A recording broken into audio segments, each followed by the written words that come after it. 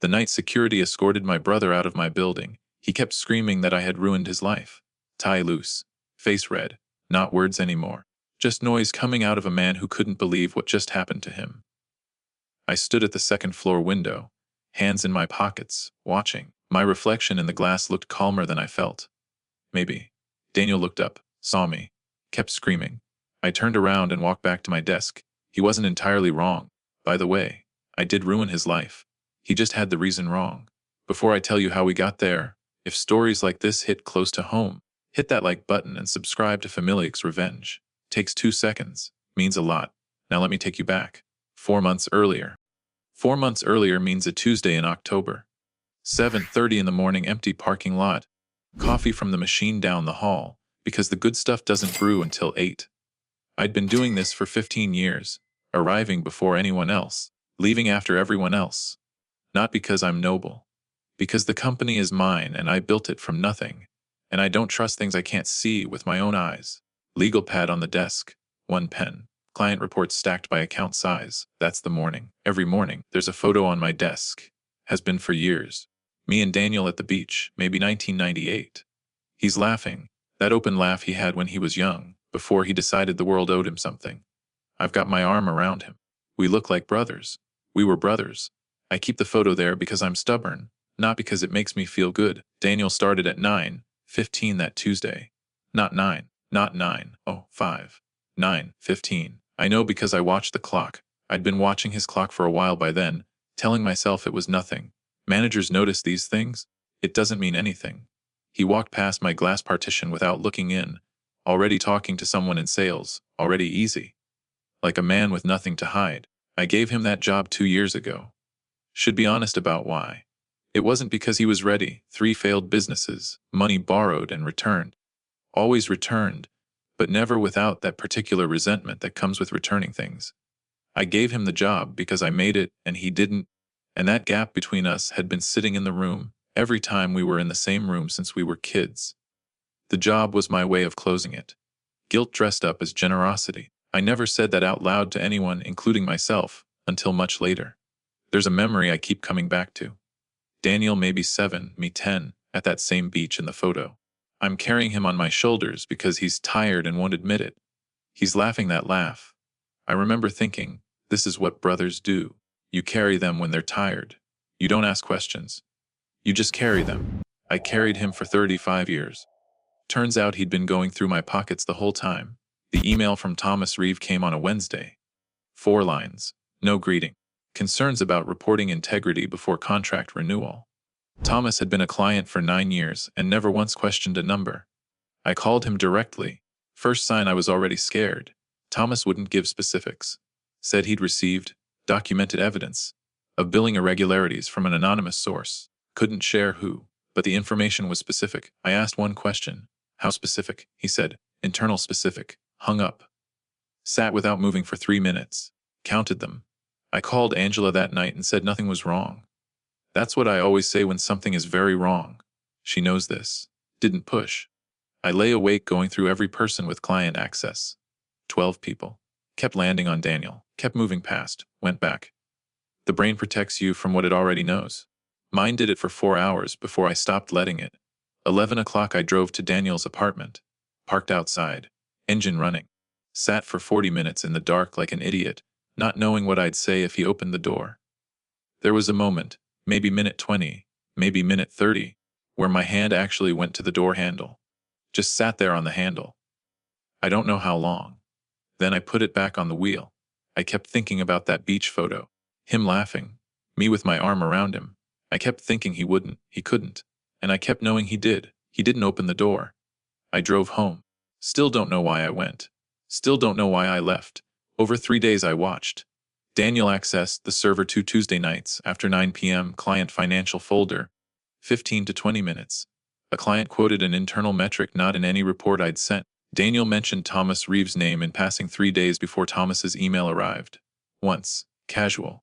Like it meant nothing. 3 things on my legal pad. I stared at them. I wasn't certain. But I was certain enough. Angela was watching television when I got home.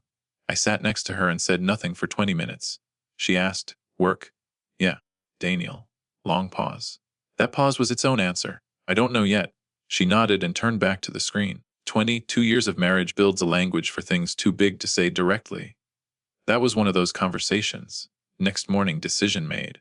No confrontation, no lawyer. I would watch. I would wait.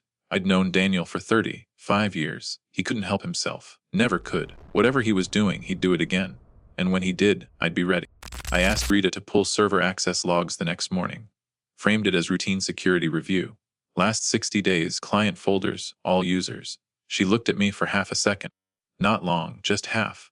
Then said she'd have them by end of day. Rita's been with me 11 years. She knows when something is routine and when something is not.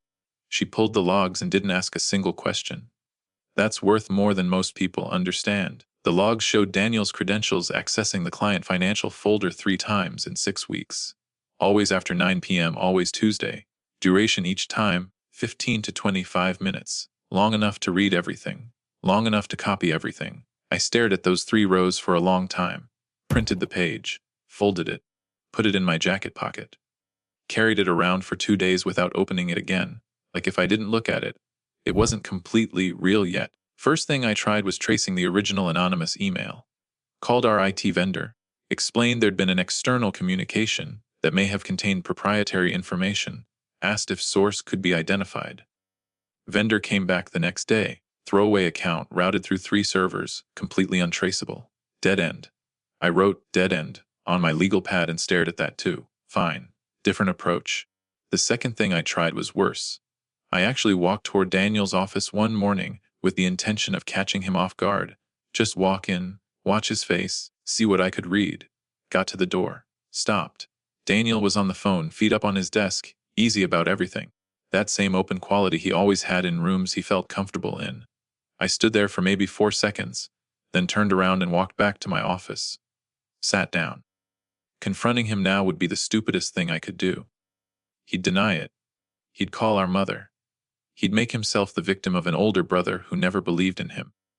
I'd seen him run that script before with other things. I wasn't going to hand it to him again. Late one night, I pulled up Daniel's old performance reviews. The ones I wrote. Glowing. Thorough. Covering a missed deadline here. A client complaint there. Language chosen carefully to protect rather than document. I read them like a stranger reading them. This person described in these reviews didn't match the employee I actually had. I'd been writing fiction and signing my name to it for 2 years. That was uncomfortable to sit with. Still is. He couldn't have done what he did without the access I gave him. The comfort I created, the consequences I kept removing. I'm not saying that makes it even. It doesn't. But I'm also not pretending I was a blameless man ambushed by a villain. I enabled conditions. He chose what to do with them. Both things are true. I'm not fabricating what he did. I'm fabricating what he'll try to use. There's a difference. I think. The idea came at 2 in the morning. Not dramatically. I wasn't pacing, wasn't having some revelation moment. I was lying awake doing what I'd been doing every night for 2 weeks, running the same loop.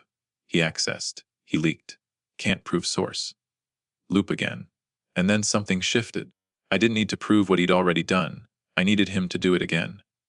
On something I controlled completely. I got up, made coffee, sat at the kitchen table and built Project Westfield in my head before I ever touched a computer. Fictional luxury real estate client. Made up campaign. Budget numbers impressive enough to be credible, specific enough to look like something worth leaking. The kind of figures that, to an outsider reading a screenshot, would look exactly like evidence of falsified reporting. But only if you didn't know Westfield didn't exist. Only if you'd stolen the file instead of being assigned to it. I sat on it for 2 days. There's something about building a trap for your own brother that doesn't feel like strategy. It feels like something else. Something that sits in your chest differently than strategy does. I don't have a clean word for it. I built it anyway. Next morning I put the file into the exact folder Daniel had been accessing. Took 40 minutes. Then I walked to Rita's desk and said, quietly, "If anyone asks about Project Westfield, there is no Project Westfield." She looked at me. Nodded once, went back to her screen. I added a second file 3 days later. Project Northgate, different folder, same design. Belt and suspenders. Daniel was thorough when he wanted to be. I needed to be more thorough. Then I waited. That part was harder than building the trap. I watched him at lunch through the glass partition, relaxed, coffee in hand, easy with the sales team. I thought about our father's funeral 6 years ago. Just the two of us at the graveside after everyone else had gone. Daniel had said quietly, not looking at me, "You always had it easier." I hadn't answered. Didn't know what to say. Still don't, honestly. Maybe he was right about some of it. Doesn't change what he did. But maybe he wasn't entirely wrong either. I also thought about the bicycle. When we were kids, Daniel used to borrow my things, jacket, bicycle, whatever I had that he wanted. He always gave them back. Always. But there was something in the returning that felt like resentment, like the act of giving back confirmed a gap he couldn't close. I lent things. He borrowed them. That difference meant something to him that it didn't mean to me. Until now. On a Thursday, 3 weeks after I'd built Westfield, Daniel wandered into my office, casual, hands in pockets. Asked about a new client called Westfield he'd heard mentioned somewhere. Voice easy, eyes not quite. I looked up from my legal pad. Never heard of them. I said. He nodded. Said he must have misheard. Left. I picked up my pen. Wrote on the legal pad Thursday, he asked. That was the moment I stopped using the word suspect. He'd accessed the file. He was now checking whether I knew about it. That sequence only makes sense one way. I wasn't angry exactly. More like settled. The way you feel when something you've been dreading finally arrives and turns out to be exactly as bad as you thought. No surprise left. Just the work ahead. 4 days later, Thomas Reeve forwarded me an anonymous email. It claimed I had fabricated campaign results for Project Westfield, a luxury real estate client. It included screenshots of the internal files. Thomas had written one line above it. Is this real? I read it twice. Then I called him. Thomas. There is no Project Westfield. There never was. I created that file 3 weeks ago to identify who in my organization was accessing client data without authorization.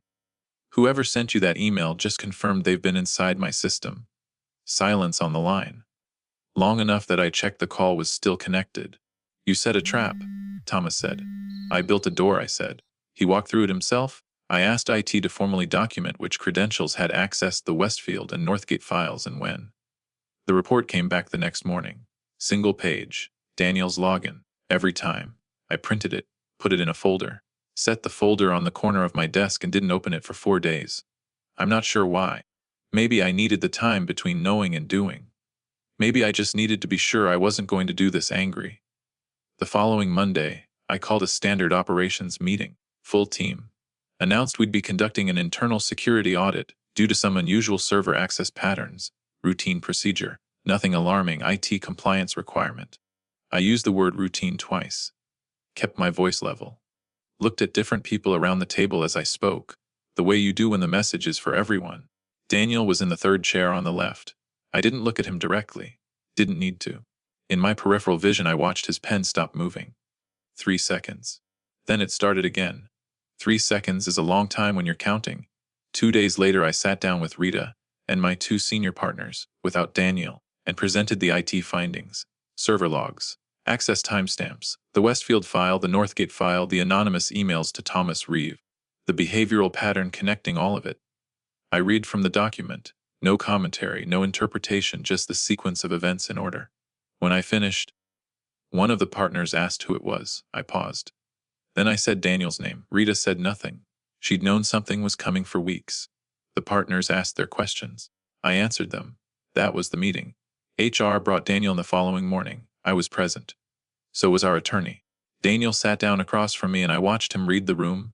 Me, HR manager, attorney, folder on the table. And I watched him decide. In about 4 seconds? That he was going to fight this. He started with confusion. Said he'd never accessed those files. Didn't know what Project Westfield was.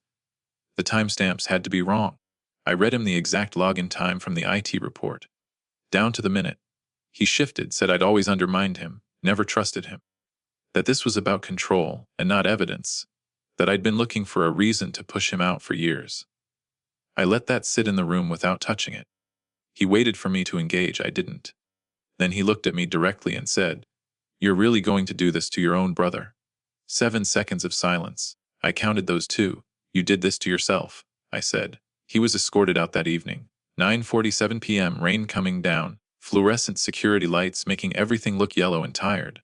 I stood at the second floor window and watched. Tie loose, face red, shouting, not sentences, just noise, the sound a person makes when they've run out of moves. He looked up and saw me standing there. kept shouting. I turned around and walked back to my desk. I sat down, looked at the framed photo. Me and Daniel 1998 beach him laughing. I picked it up and set it face down on the desk. Not hard, not dramatically, just face down. Sat there for a moment. Started a thought, was I too? And then stopped it. Didn't finish it. Not because I was certain I'd done everything right. Because finishing that sentence wasn't going to help anything. I opened my legal pad and started writing notes for tomorrow's 9 o'clock. Thomas Reeve called personally 2 days later. Said he wanted to say directly that he respected how the situation had been handled, the trap, the documentation, the discretion. No drama, no lawyers, no press. He renewed the contract while we were on the phone. I said thank you, hung up. Wrote 2 words in my legal pad, contract renewed. Then I moved to the next item on the list. No pause, no exhale. Just the next item. I don't know if that's discipline or something else. Probably something else. Mom called 3 days after that. Daniel had told her I fired him for nothing. Those were the words she used. For nothing. And I could hear in her voice that she'd been sitting with that version of events for 3 days, turning it over, trying to make it fit the sons she thought she knew. I told her the truth. All of it, the server logs, the emails to Thomas, the fake files, the trap. I kept my voice even and laid it out like a sequence of facts, which it was. She was quiet for a long time after I finished. Then she said, Marcus, can't you forgive him? I said, I already did. I just won't forget. She cried a little. I let her. There was a long stretch where neither of us spoke, and I could hear her breathing on the line. That specific rhythm she has when she's trying to collect herself.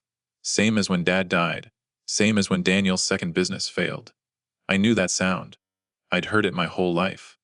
I almost said something that would have made it easier for her. Almost. But easier for her meant harder for me, and I'd been making things easier for other people for 35 years. I let her cry. I stayed on the line. That was the most I could give. When she'd settled, I said I loved her, and I'd call on Sunday. Hung up. That was 6 months ago. My relationship with my mother is different now.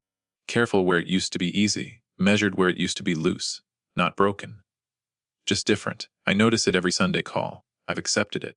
That was the price of what I did. I knew going in there would be a price. I paid it. Still paying it in smaller installments. Rita mentioned last week she'd heard Daniel landed somewhere. Small agency across town, entry, level account work. She said it carefully, watching my face. I said, good. She said, good. I said, he'll be fine. He always lands somewhere. She nodded and left. I meant it, which surprised me a little. I don't wish him badly. I just don't wish him here. I drive home the same road every night. Angela had dinner on the table last Tuesday. Nothing special, just dinner. She asked how my day was. I said good. She asked if it was quiet. I said yeah. We ate. She talked about her sister's kitchen renovation. I listened. After dinner I washed my own plate, set it on the rack, and stood at the kitchen window for a moment looking at nothing in particular. I thought about Daniel at a smaller desk in a smaller building. Didn't feel guilty. Didn't feel triumphant. Felt finished. That's the only word that fits. Finished. I gave him everything I had to give. He took more than I offered. I made sure it was the last thing he took from me. That's not revenge, exactly. That's just closing a chapter. The photo is still face down on my desk. I don't think I'll ever turn it over. But I don't think I'll throw it away either. Some things don't need an ending. They just need to stop. If this story stayed with you, I'd appreciate a like and subscribe to Familix Revenge. It helps me keep sharing stories like this one. Thanks for listening.